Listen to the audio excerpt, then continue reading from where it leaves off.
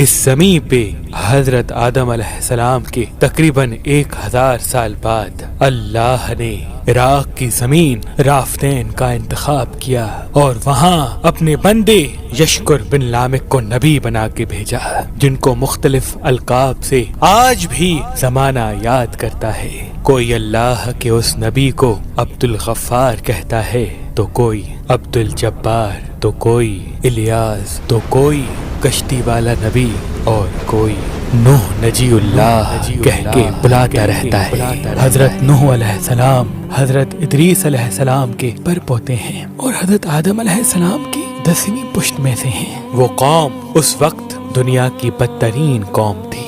وہاں ظلم کرنا، نفسانی خواہشات پر فخر کرنا، بتوں اور شیطانوں کی پوجا کرنا عام تھا۔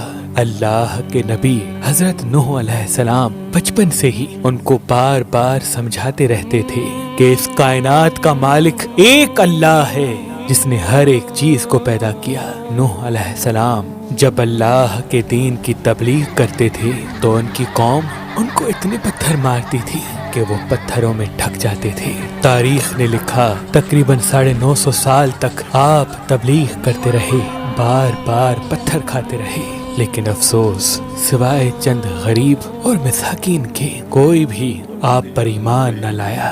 آپ اپنی امت کے لیے اتنا روئے، اتنا گریہ کیا کہ آپ کا نام ہی نوح پڑ گیا۔ بس اتنے میں اللہ اپنے نبی پر وحی کرتا ہے کہ اے نوح، اب یہ تیری قوم ہدایت نہیں پائے گی۔ نوح علیہ السلام رو کے اللہ کی دربار میں فریاد کرتے ہیں کہ اے اللہ، یہ انسان ظلم کرنے کو مذاق سمجھتے ہیں، ایک دوسرے کے خیال کرنے کو، مدد کرنے کو بزدلی سمجھتے ہیں، تیری عبادت سے منہ موڑتے ہیں۔ اے اللہ، اس میری قوم کو نیست و نابود فرما۔